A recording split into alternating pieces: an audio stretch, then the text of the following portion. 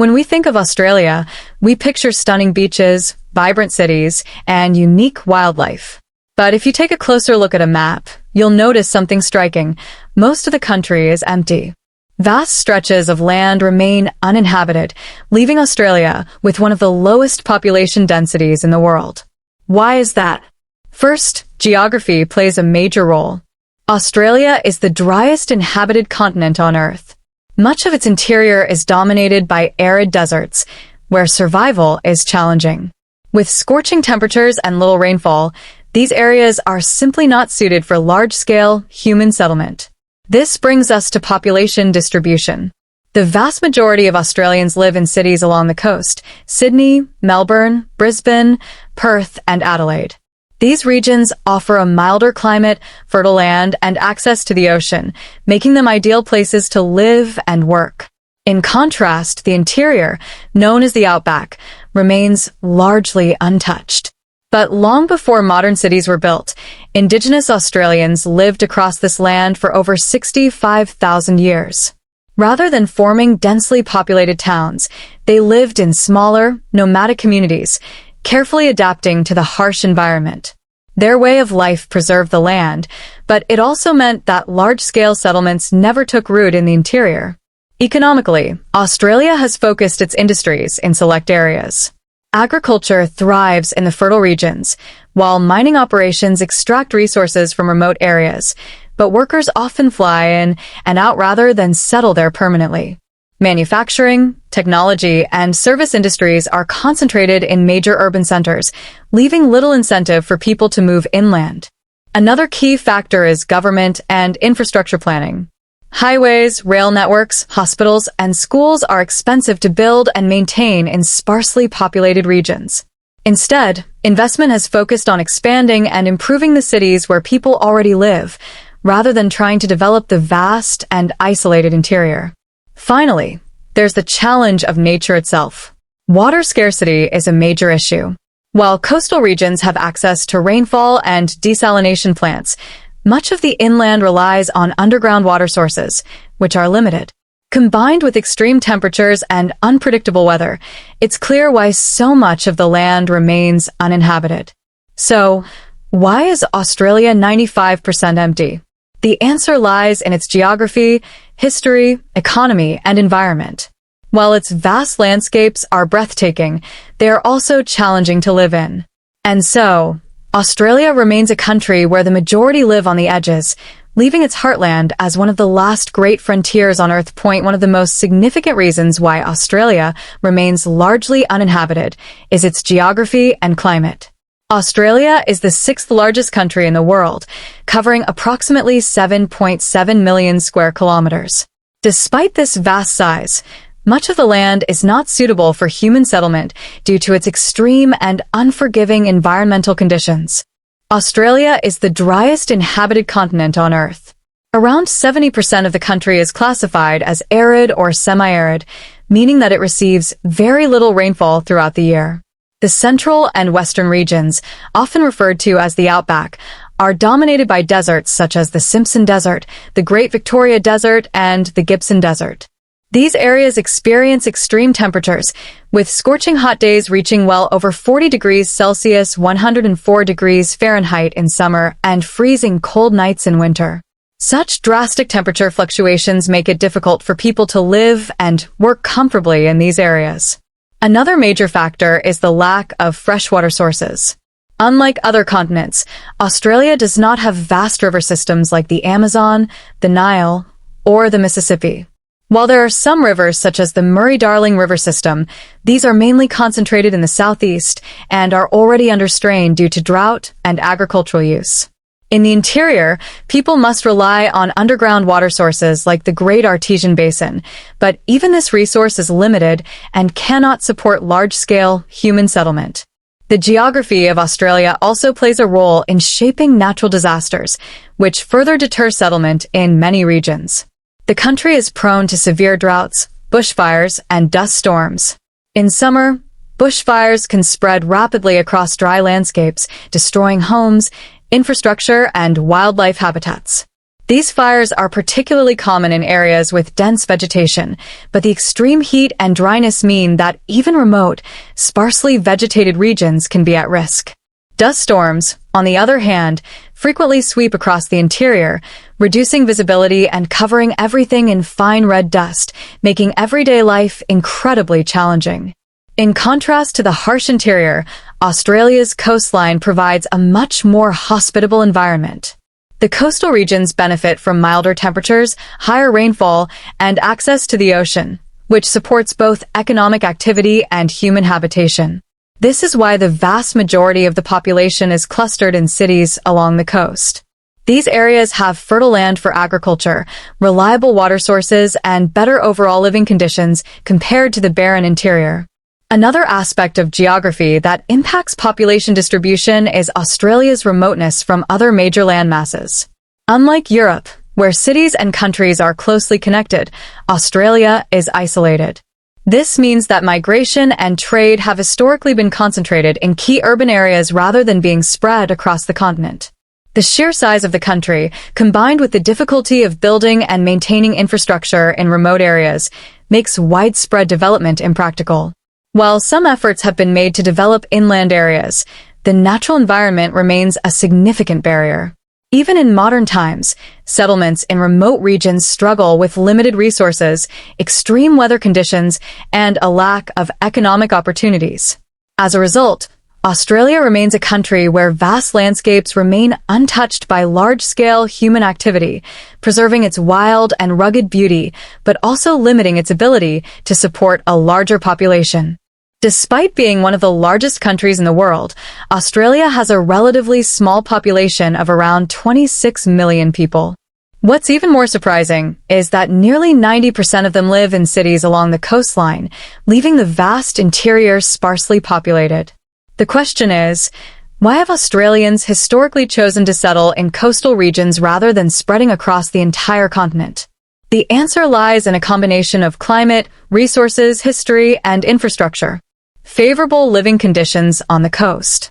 One of the biggest reasons people prefer coastal areas is the climate. The majority of Australia's coastline, particularly in the southeastern and southwestern regions, enjoys a temperate climate with moderate temperatures and regular rainfall. This creates a comfortable living environment, making cities like Sydney, Melbourne, Brisbane, and Perth attractive places to settle. In contrast, the interior of Australia, often referred to as the Outback, is dominated by arid and semi-arid landscapes. These areas experience scorching summers, limited rainfall, and extreme drought conditions. Without a stable water supply, agriculture, industry, and everyday life become incredibly difficult. In coastal cities, rainfall is more consistent, allowing for reliable water sources from rivers, reservoirs, and even desalination plants. The presence of water alone makes these areas far more suitable for large populations. Access to resources and economic opportunities. Historically, the earliest European settlements in Australia were established along the coast, primarily because of access to water, fertile land, and trade opportunities. Sydney and Melbourne, for example, were developed near natural harbors, which allowed for easy transportation, fishing, and commerce. These cities quickly became economic and cultural hubs, drawing in more settlers and growing into the large metropolitan areas they are today. The coastal regions also provide better opportunities for employment and economic growth. The majority of Australia's industries, including finance, technology, education, and tourism, are concentrated in urban centers along the coast. Major universities, research institutions, and corporate headquarters are located in cities like Sydney, Melbourne, and Brisbane, attracting skilled workers and students from around the world. In contrast, the Outback has fewer job opportunities outside of agriculture, mining, and remote services, making it less appealing for most people to settle there permanently. Historical and colonial influence. The way Australia's population is distributed can also be traced back to its colonial history. When European settlers arrived in the late 18th century, they established colonies in areas with access to fresh water, fertile land, and trade routes. The first major settlements, Sydney, Melbourne, Brisbane, and Adelaide, grew around ports and harbors, making them natural centers for commerce and governance. Over time, infrastructure, industries, and institutions developed around these areas, reinforcing the concentration of people along the coast. Unlike in other countries where inland exploration led to large-scale settlements, Australia's harsh interior made expansion difficult. While explorers did venture into the outback, they faced significant challenges, including extreme heat, lack of water, and an unfamiliar landscape. As a result, inland settlements remained small and scattered, while coastal cities continued to expand. Challenges of living in the interior. For those who do choose to live in inland or remote areas, life can be incredibly challenging. Many small towns in rural Australia struggle with limited access to healthcare, education, and essential services. Residents often have to travel long distances to reach the nearest hospital, school, or supermarket. In contrast, coastal cities offer better infrastructure, modern amenities, and a higher standard of living. Additionally, transportation and connectivity remain major obstacles in the interior. The vast distances between towns make road and rail infrastructure expensive to maintain. Unlike in densely populated countries where public transportation is highly developed, Australia's remote areas rely heavily on long-haul trucking, small regional airlines, and infrequent train services. This isolation makes it difficult for people to move inland in large numbers. Another critical factor is the psychological and social impact of isolation. In urban centers, people have access to vibrant communities, entertainment, cultural events, and recreational facilities. In remote areas, however, social interactions can be limited, leading to feelings of isolation and loneliness. Many young Australians leave rural areas in search of better opportunities and a more connected lifestyle in the cities. Urbanization and the future of population growth. As Australia's population continues to grow, urban areas are expanding rapidly. Major cities are seeing increased housing development, improved public transport systems, and growing job markets. However, this also leads to issues like congestion, high living costs, and housing shortages. Some experts argue that Australia should focus on developing regional towns and inland cities to ease the pressure on coastal areas, but doing so requires significant investment in infrastructure, water management, and economic diversification. While inland areas may never see population densities comparable to the coast, advances in technology, renewable energy, and water conservation could make them more viable for settlement in the future. However, for now, the majority of Australians continue to live where conditions are most favorable, by the sea. Long before European settlers arrived, Australia was home to indigenous peoples who had lived on the continent for over 65,000 years. These first Australians developed unique ways of life that allowed them to survive and thrive in an environment that remains challenging even today.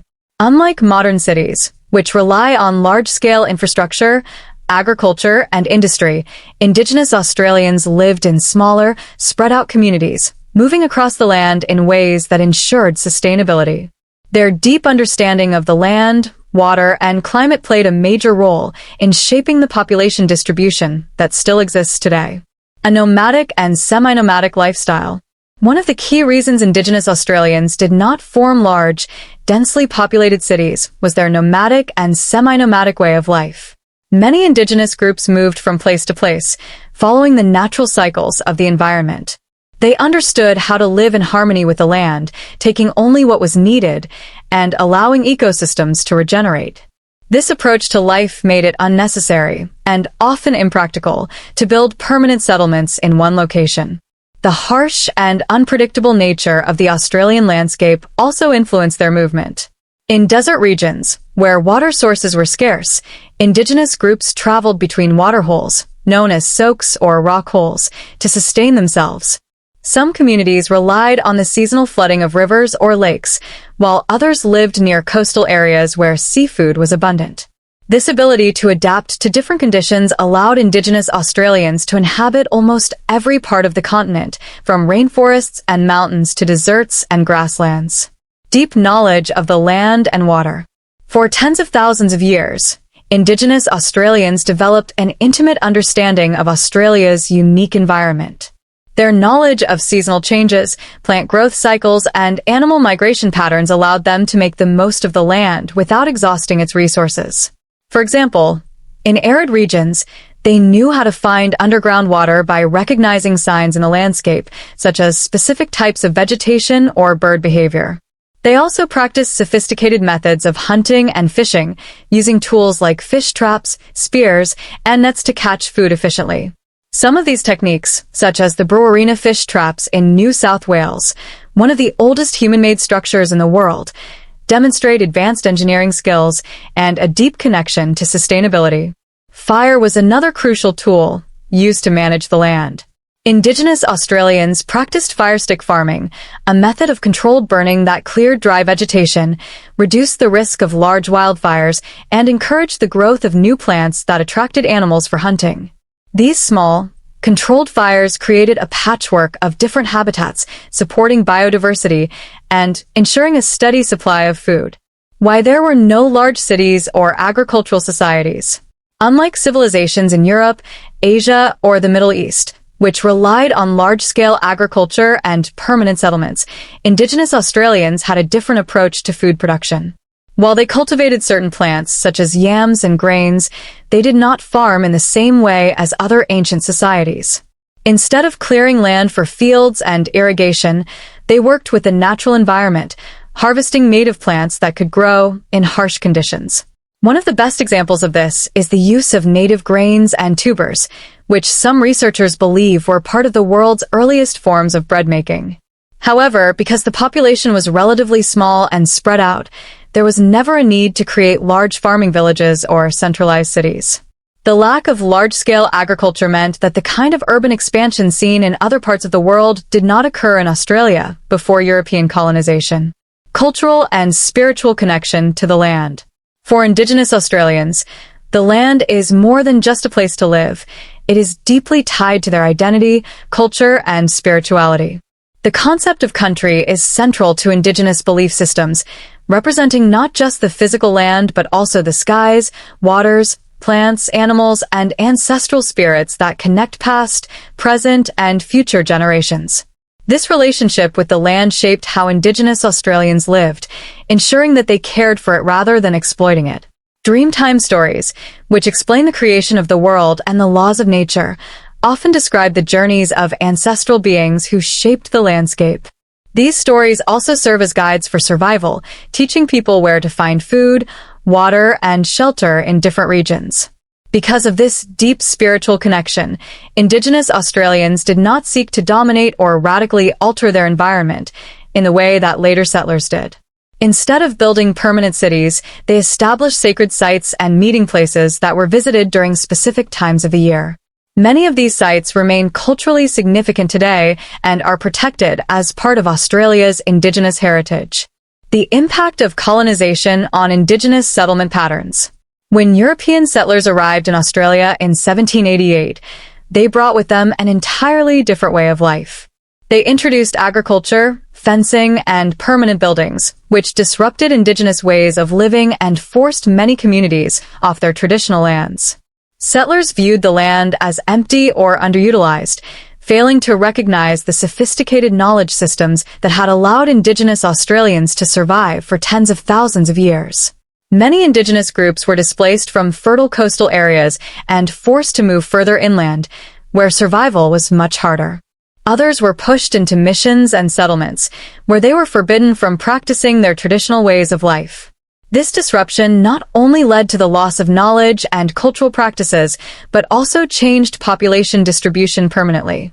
Despite these challenges, Indigenous Australians continue to maintain strong connections to their land. Today, many communities are working to reclaim traditional practices, revitalize languages, and protect sacred sites. Indigenous land management techniques, such as firestick farming, are now being recognized as valuable tools for preventing bushfires and maintaining biodiversity. The history of Indigenous Australians shows that the land was never truly empty. It was home to thriving communities that lived in balance with nature, using sustainable practices that allowed them to survive in some of the harshest conditions on Earth. Their ways of life, deeply rooted in respect for the land, continue to influence modern Australia and provide valuable lessons about sustainability and environmental care. The way Australia's economy has developed plays a major role in why the country remains mostly uninhabited. Economic activity is highly concentrated in certain regions, leaving vast inland areas sparsely populated. Industries such as agriculture, mining, and services have shaped where people live, while challenges like infrastructure costs and limited job opportunities have made it difficult for inland towns to grow. Understanding these economic factors helps explain why most Australians live in urban centers along the coast rather than spreading across the entire continent. Coastal cities as economic hubs. Australia's economy is largely driven by major cities, which serve as financial, industrial, and commercial centers. Sydney and Melbourne, for example, are the country's economic powerhouses, hosting major banks, multinational corporations, universities, and technology hubs. Other coastal cities like Brisbane, Perth, and Adelaide also play significant roles in finance, trade, and manufacturing. One of the main reasons businesses and industries are concentrated in these cities is access to global markets. With Australia being an island nation, seaports and airports are crucial for trade. Major coastal cities are home to some of the country's busiest ports, such as Port of Melbourne, Port Botany, Sydney, and Fremantle Port, Perth, which handle imports and exports essential to the economy. The presence of these ports makes coastal regions attractive for businesses, leading to higher employment opportunities and greater population density. In contrast, the inland regions lack the same level of economic activity. Without access to major transportation routes or international trade connections, businesses have little incentive to set up large-scale operations there. As a result, job opportunities in the interior remain limited, discouraging large-scale settlement. The role of agriculture and its limitations. Agriculture has been a key part of Australia's economy for centuries, with farming communities spread across rural and regional areas. Wheat, barley, cattle, sheep, and dairy products are among the country's major agricultural exports. However, despite its importance, agriculture has not been enough to drive large-scale inland settlement. One of the biggest challenges facing farmers is water scarcity. Australia's interior is dominated by arid and semi-arid land, where droughts are frequent and rainfall is unpredictable. Even in fertile farming areas, water restrictions and reliance on irrigation limit the potential for expansion. The Murray-Darling Basin, one of Australia's most important agricultural regions, has struggled with water management issues, leading to conflicts between farmers, environmentalists, and policymakers. Additionally, modern farming techniques have reduced the need for large labor forces. With the rise of mechanization, a single farmer can now manage vast amounts of land using tractors, drones, and automated irrigation systems. This means fewer people are needed to work on farms, leading to declining populations in many rural towns. Younger generations often leave these areas in search of better job prospects and education in urban centers, further contributing to the concentration of population in coastal cities. Mining and its fly-in, fly-out workforce. Mining is another major economic driver, particularly in remote parts of Western Australia, Queensland, and South Australia. The country is rich in natural resources, including iron ore, coal, gold, and lithium, which are exported around the world. However, while mining generates significant revenue, it has not led to large permanent settlements in the interior. One of the key reasons for this is the fly-in, fly-out (FIFO) workforce model. Instead of building large towns near mining sites, companies fly workers in for shifts that last several weeks before flying them back to their home cities. This approach reduces the need for permanent housing, schools, and infrastructure in remote areas. While some mining towns exist, such as Kalgoorlie in Western Australia and Mount Isa in Queensland, they have struggled to attract long-term residents due to the harsh living conditions and limited amenities. The FIFO model also affects family life and community development. Many workers choose to live in cities where their families have access to better healthcare, education, and social opportunities, further reinforcing population concentration in urban areas. As a result, despite mining being one of the most profitable industries in Australia, it has not contributed to significant inland population growth. The high cost of infrastructure in remote areas. One of the biggest economic challenges of settling inland Australia is the cost of building and maintaining infrastructure. Coastal cities benefit from existing infrastructure networks, including roads, railways, electricity, and telecommunications, which make them attractive for businesses and residents. Expanding these services into remote areas, however, is incredibly expensive and often impractical. For example, laying down new roads and rail lines across vast distances in the outback requires enormous investment, and maintaining them in harsh climates is a constant challenge. Extreme heat, flooding, and dust storms can damage infrastructure, leading to higher maintenance costs. In many cases, the cost of building essential services in remote areas outweighs the potential economic benefits, discouraging large-scale development. Even in existing rural towns, essential services like hospitals and schools struggle to attract staff due to isolation and lower wages compared to urban areas. Many small communities face doctor shortages, underfunded schools, and limited internet connectivity, making them less appealing places to live and work. Tourism and regional development efforts. Despite these challenges, some efforts have been made to boost regional development and encourage population growth outside major cities. The tourism industry, for example, plays a key role in supporting inland towns. Iconic destinations such as Uluru, Alice Springs, and the Great Ocean Road attract millions of visitors each year, creating jobs and economic opportunities. However, tourism alone is not enough to sustain permanent populations. Many tourism jobs are seasonal, and remote attractions often lack the infrastructure needed to support long-term settlement. Additionally, extreme weather conditions and long distances between attractions make it difficult for regional areas to compete with coastal cities. Government programs and incentives have been introduced to encourage people to move to rural and regional areas, including grants for businesses, tax benefits, and visa programs for skilled migrants willing to work in remote locations. While these efforts have helped strengthen some communities, they have not been enough to significantly change the overall population distribution. The future of economic growth and population spread. As Australia continues to grow, economic development will play a major role in shaping where people live. Advances in technology, renewable energy, and infrastructure could make inland areas more attractive for settlement. Large-scale solar farms, improved water management techniques, and better transportation links could create new opportunities for businesses and residents in remote areas. However, for now, the economic reality remains the same. Most industries, jobs, and essential services are concentrated in coastal cities, making them the preferred choice for the majority of Australians. Meanwhile, the interior remains a land of vast open spaces, shaped by an economy that has long favored urban centers over rural expansion. One of the main reasons Australia remains 95% empty is the harsh and unforgiving living conditions in much of the interior. While the country is known for its stunning landscapes and natural beauty, it is also home to some of the most extreme environments on Earth. The combination of scorching temperatures, water scarcity, vast distances, and lack of infrastructure makes it incredibly challenging for people to live in these areas. Extreme temperatures and climate challenges. Australia is the driest inhabited continent on Earth, and the interior regions experience some of the most extreme weather conditions.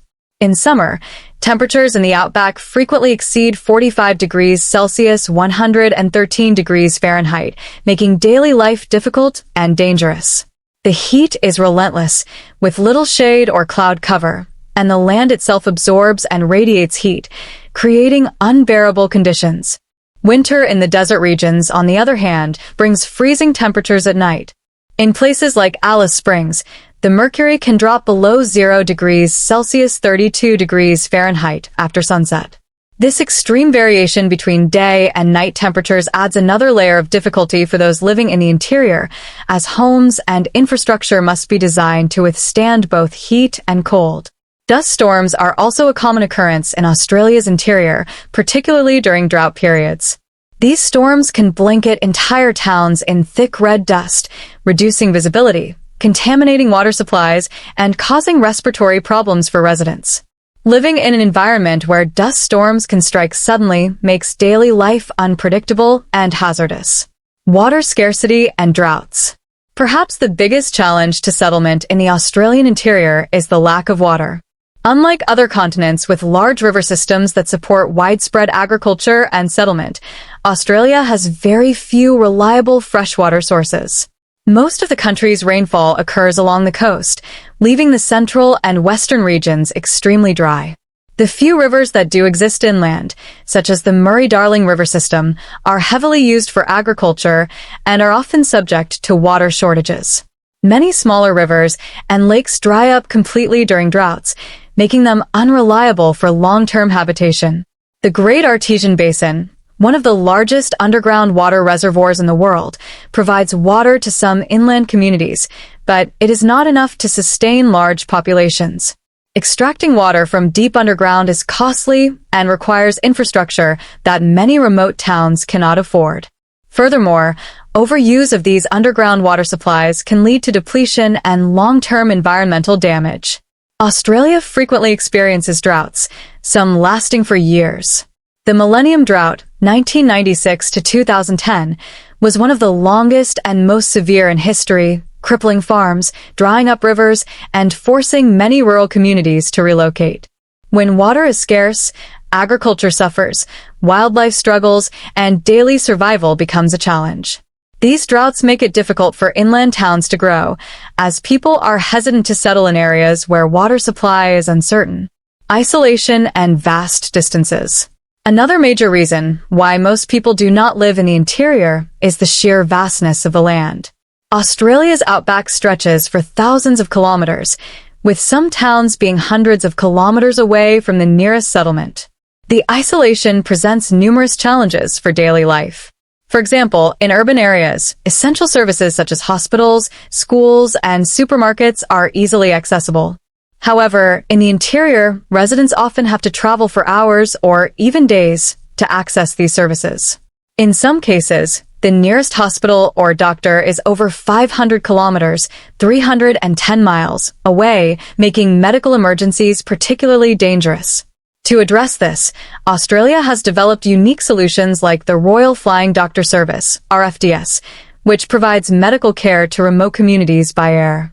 While this service is life-saving, it is not a substitute for having a hospital nearby. Pregnant women, elderly residents, and people with chronic illnesses often find it impossible to live in the interior due to the lack of immediate medical care. Education is another challenge. While major cities have numerous schools and universities, remote areas rely on School of the Air, an educational service that delivers lessons via radio or the internet. While this system allows children in the outback to receive an education, it does not provide the same level of social interaction and extracurricular opportunities found in traditional schools. As a result, many families move to coastal cities where their children can access better educational facilities. Limited job opportunities and economic isolation. Even if someone is willing to endure the extreme climate and isolation, finding a stable job in the interior is another challenge.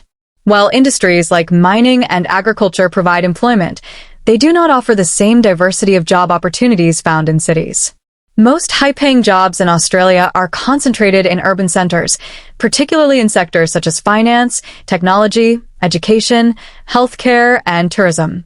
In contrast, inland towns primarily offer jobs in farming, mining, and local services, many of which are seasonal or highly dependent on weather conditions.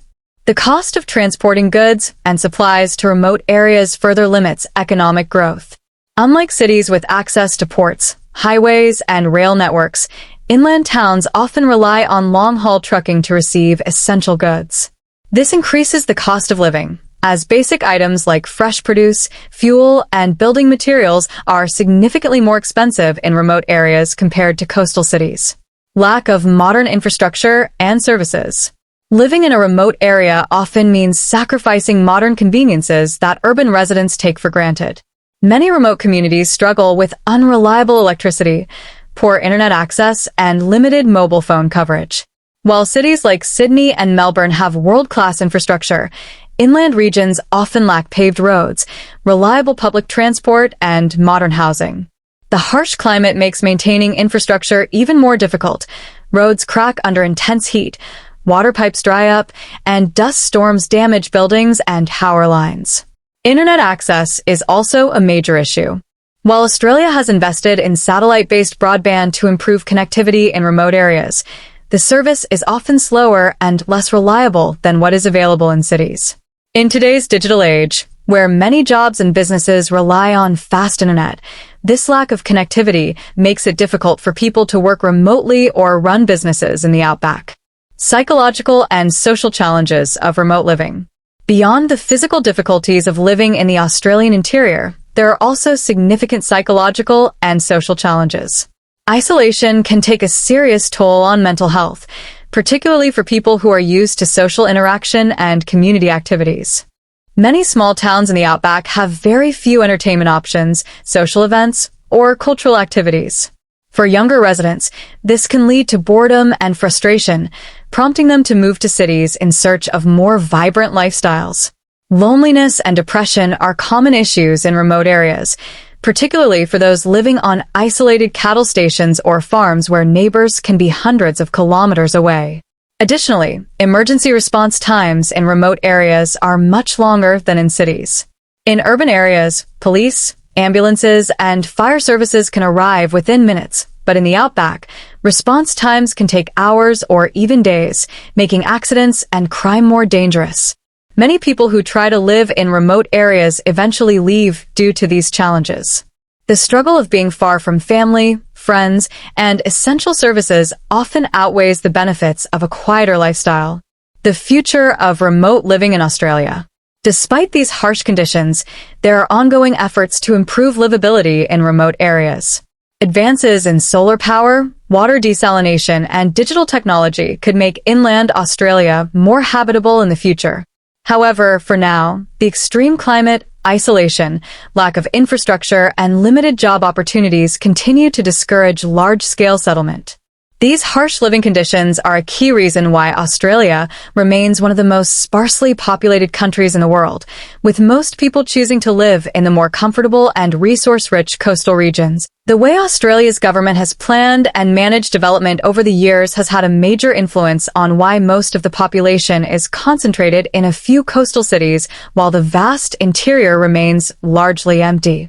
Government policies related to immigration, infrastructure investment, housing, and economic development have all played a role in shaping where people live. While some efforts have been made to encourage inland settlement, the reality is that most policies have favored urban growth along the coast, leaving much of Australia's interior sparsely populated. Historical policies favoring coastal development. Since the arrival of European settlers in 1788, most major development projects in Australia have taken place along the coast. The first British colonies were established in Sydney, Melbourne, Brisbane, Adelaide, and Perth, locations chosen for their access to harbours, fresh water, and trade routes.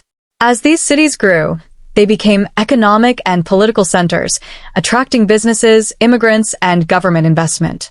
The inland regions, on the other hand, were seen as difficult to develop due to harsh climates, limited water supply, and vast distances. While explorers like Burke and Wills attempted to map the interior, large-scale settlement remained challenging. Early efforts to expand inland, such as the construction of railway lines and small farming settlements, often failed due to droughts, poor soil quality, and isolation. Over time, government policies continued to reinforce coastal development. Investment in infrastructure, education, and healthcare was concentrated in the largest cities, making them more attractive places to live and work. As a result, urban centers continued to grow, while inland towns struggled to keep pace. The impact of immigration policies. Australia's immigration policies have played a significant role in shaping population distribution. Historically, new migrants have tended to settle in the major cities rather than inland areas, largely because that's where the best job opportunities, housing, and support networks are located. During the post-World War II migration boom, the Australian government encouraged large numbers of European migrants to settle in the country. Most of them moved to Sydney and Melbourne, where industries were growing and jobs were plentiful.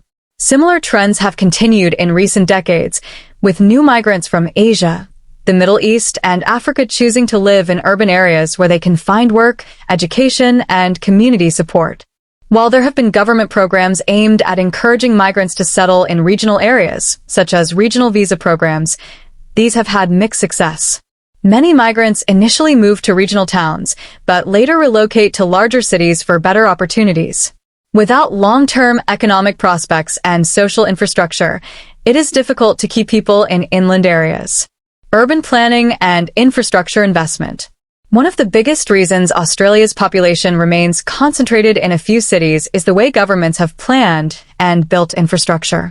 Major investments in highways, airports, public transport, and utilities have overwhelmingly focused on urban centers rather than inland regions. For example, Sydney and Melbourne have received billions of dollars in funding for projects like new train lines, highways, and airport expansions. These improvements make the cities more attractive places to live and work, reinforcing their status as economic hubs. In contrast, many inland towns struggle with poor road quality, limited public transport, and unreliable internet access, making it difficult to attract new residents or businesses. Even in cases where the government has attempted to develop inland areas, challenges remain. The Snowy Mountains scheme, for example, was one of the largest engineering projects in Australia's history, designed to provide water and hydroelectric power to the interior. While it helped develop some regional areas, it did not lead to large-scale population growth in the interior because economic opportunities remained limited. Similarly, the National Broadband Network, NBN, was designed to improve internet access across Australia, including in rural and regional areas. However, many inland communities still struggle with slow or unreliable internet, making remote work and business development difficult. This lack of digital infrastructure discourages professionals and entrepreneurs from moving to the interior. Challenges in regional development programs. Governments at both state and federal levels have introduced various programs to encourage population growth outside of major cities. These include incentives for businesses to move inland, tax breaks for rural workers, and grants for infrastructure development.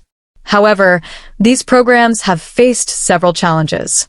Limited job opportunities. Even with government incentives, businesses are reluctant to move inland unless there is a strong economic reason to do so.